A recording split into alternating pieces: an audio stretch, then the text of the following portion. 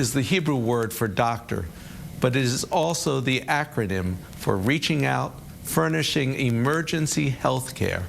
ROFEH International helps with the housing and all other daily needs of families coming to Boston for medical care.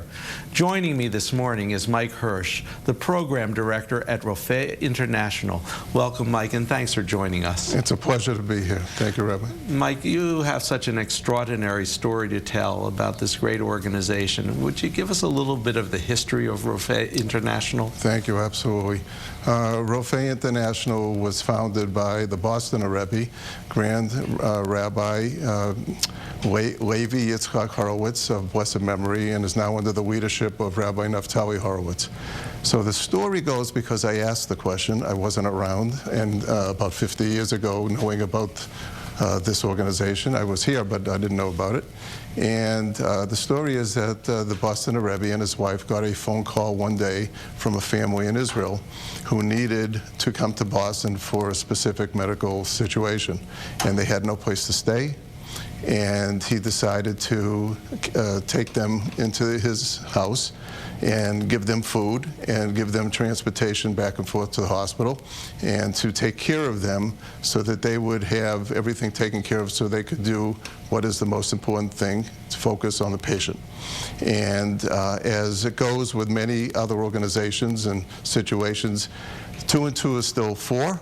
It always is, always will be. And when you realize that you helped one family, yes, I think there could be other families out there that could use the same sort of support services, and here we are today. So it's about 50 years old. The ROFEH has been doing what they do. Rabbi Horowitz was such a not only brilliant but extraordinary human being, as is his son. And this organization has grown enormously. How has that growth taken place? Well, over the years, what we've tried to do, and I've been here since September as the program director, we want to increase the support services that we provide for the families.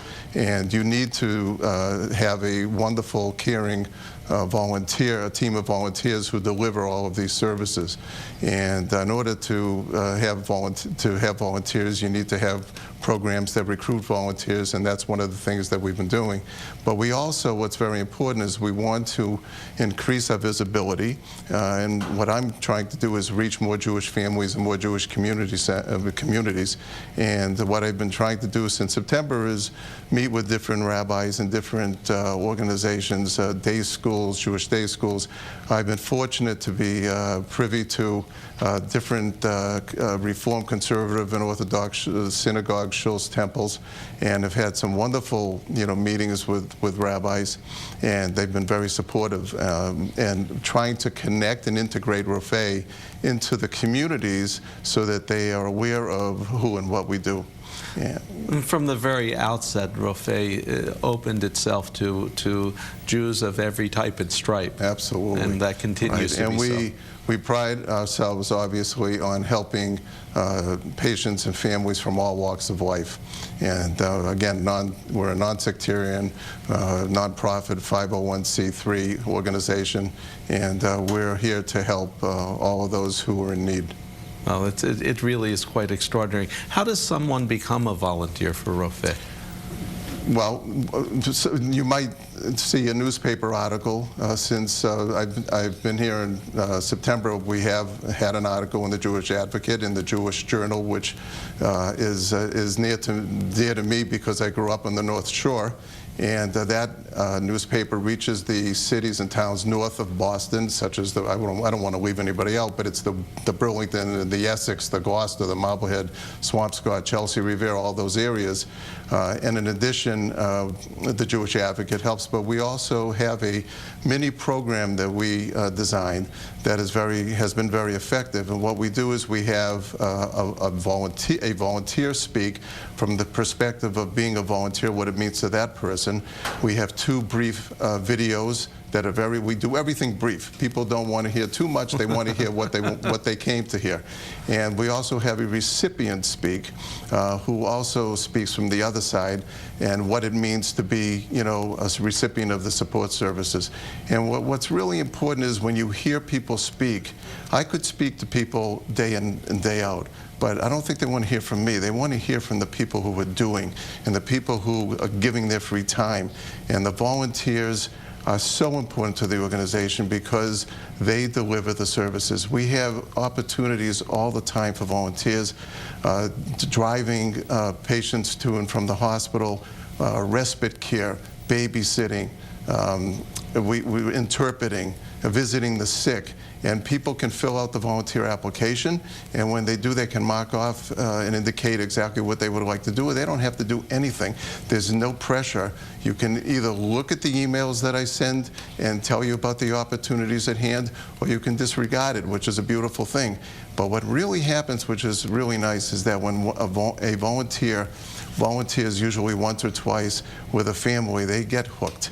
And there's a great connection, and it's really beautiful to see because, you know, at some point the family hopefully will, you know, the patient will be better, will leave, but they connect themselves and even go to weddings and bar mitzvahs later on, and it's a wonderful thing to see. Wonderful. And is there anything else that you'd like to mention in particular about your vision for ROFEH into the future?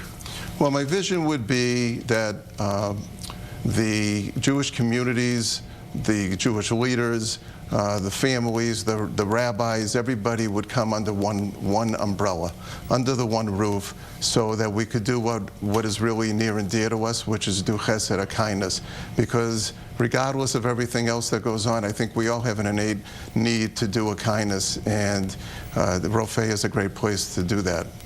And so, as you gather people, give us just a brief example of the range of places from which people arrive in Boston in need of the services of ROFEH. Sure. We have many families that come from Israel.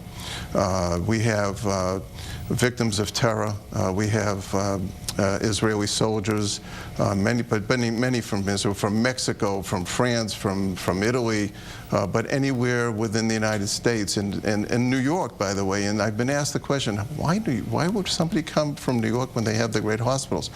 But there are so many doctors that are proficient in what they do here that connect to the specific medical issue that the person may have wherever they are. You want to find where the best situation is for your family and the patient, and that's why they come, and that's where all the support services, you know, come into play that we provide to the families. Well, it's an extraordinary organization with tens, hundreds, thousands of wonderful stories to tell, and lives that are really supported as a result of the great work of the volunteers of ROFEH International. So I want to first congratulate you and tell you how grateful we are for your work, and then to point people to more information about ROFEH. You can email Mike directly at mhirsh@ROFEHINT.org or call 617-566-1900.